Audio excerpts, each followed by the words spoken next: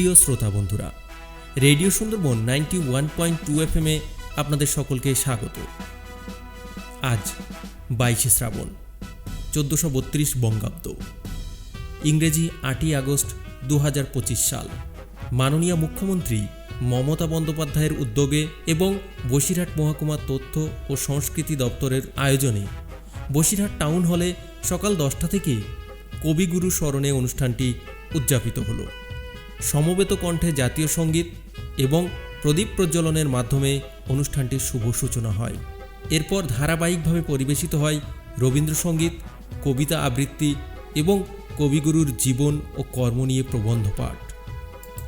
অনুষ্ঠানে উপস্থিত ছিলেন বসিরহাট মহকুমা তথ্য ও সংস্কৃতি দপ্তরের আধিকারিকগণ, স্থানীয় জনপ্রতিনিধি, বিশিষ্ট শিক্ষক শিক্ষিকা, সাংবাদিক, সাংস্কৃতিক ব্যক্তিত্ব এবং বিপুল সংখ্যক সংস্কৃতিপ্রেমী মানুষ।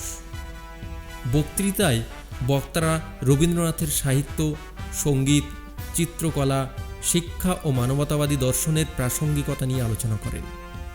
তারা উল্লেখ করেন, রবীন্দ্রনাথ কেবল একজন কবি নন, তিনি ছিলেন এক বিশ্বমানব, যিনি বাংলার সংস্কৃতিকে বিশ্বের দরবারে পৌঁছে দিয়েছেন। সারাদিনের এই অনুষ্ঠানে স্থানীয় সাংস্কৃতিক সংগঠনের শিল্পীরা একের পর এক রবীন্দ্রসঙ্গীত পরিবেশন করে দর্শকদের মুগ্ধ করেন। নবীন শিল্পী থেকে প্রবীণ শিল্পীদের প্রাণবন্ত কণ্ঠে রবীন্দ্রসঙ্গীতের সুরের মূর্ছনায় পরিবেশকে আবেগে ভরিয়ে তোলে।